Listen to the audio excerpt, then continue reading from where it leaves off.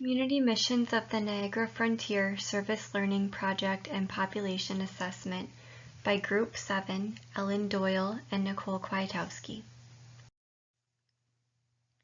So as stated in our title, we did our community service hours for our service learning project at the Community Missions of the Niagara Frontier. The Frontier is a full-service community center that helps people in need through crisis housing.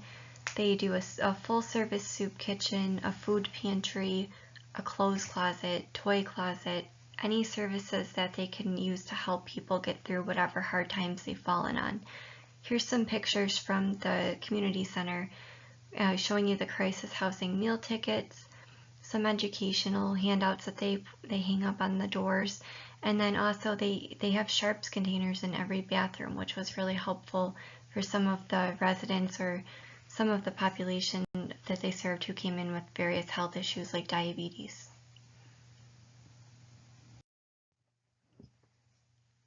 Another great thing about the community center is that they don't charge the people who they serve for anything. Everything is donated or it's based on grants. They're totally nonprofit, so you know that everything that they're putting into it is really going to help the people that need it. The activities and goals of the mission are to provide a variety of services, including emergency housing, like we said before, that soup kitchen, the food pantry. They also give furniture to people who need it. They assist people living with HIV and AIDS, and they have a parole reentry service. They allow a lot of these people to stay at the center, so that way they can have a place to stay while they try to reacclimate themselves to life outside of prison. They do serve people of all ages, including children, adults, families, again, homeless, homeless youth and juvenile justice systems, and even those with mental illnesses. The core functions are that emergency housing, the soup kitchen and food pantry, the clothes closet, the furniture assistance, the people living with HIV and AIDS assistance, and the parole reentry program. And each of these services does fall under different levels of prevention. As we've learned throughout the course, there's 3 levels of prevention. Primary, based on preventing. Secondary interventions are based on screenings, and tertiary interventions are focused on taking care of and helping that patient recover or deal with the problem once it's occurred. The mission's core functions and essential services fall into the following levels of prevention. Their primary interventions are things like the food pantry and the clothing closet, aiming to prevent these people from going hungry or being injured from the elements outside without adequate clothing. The secondary interventions are connecting people in need with the resources available to them, preventing the emergency situations from arising. And the tertiary interventions are that emergency housing once a problem has occurred and assisting people with the parole reentry if they find themselves in jail and being released out into the community again. And again, all of these things occur after the person has become homeless, sick, or have found themselves in trouble.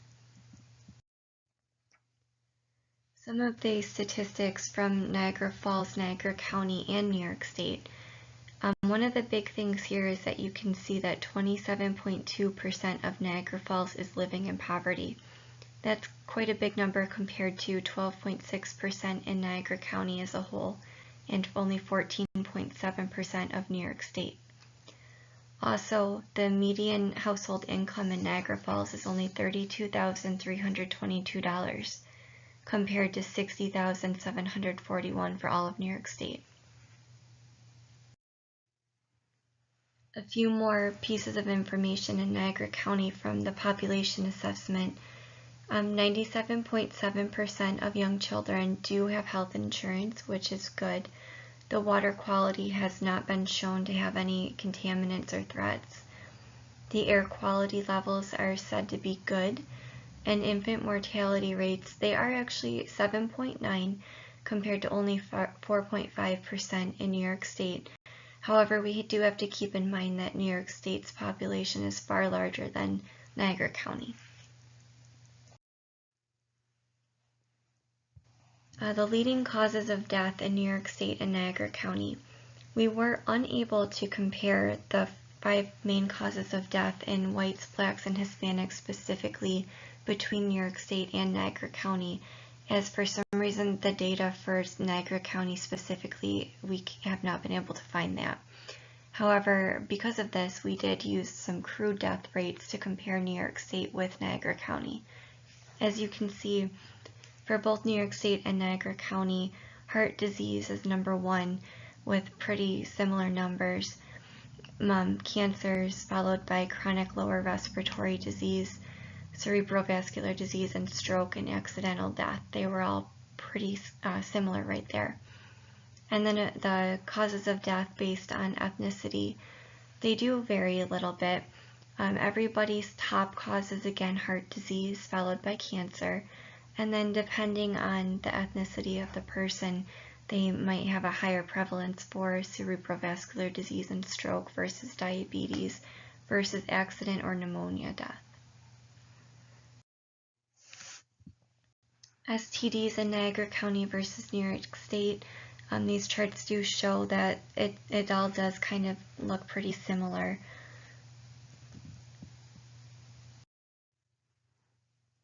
Based on all of the information that we've covered through this assignment, the 2 most important nursing diagnoses we came up with was number 1, increased poverty rate in Niagara Falls, New York at 27.2%, related to low employment and low median household income as manifested by a poverty rate of 27.2% in Niagara Falls compared to the poverty rate of 14.7% in New York State.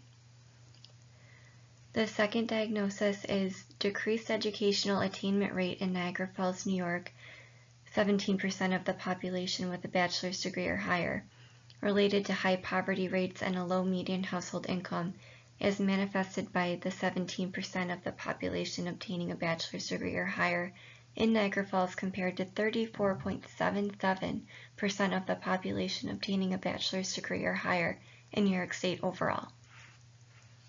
We felt that these were very important because there is that increased poverty rate in Niagara Falls based on the chart from a little earlier in the presentation, and that could have something to do with the fact that only 17% of the population is going to school for a bachelor's degree, and that all rolls back into the poverty issue. Thank you for listening to our presentation. We do hope that you've learned a lot about the community missions and a lot about the city of Niagara Falls.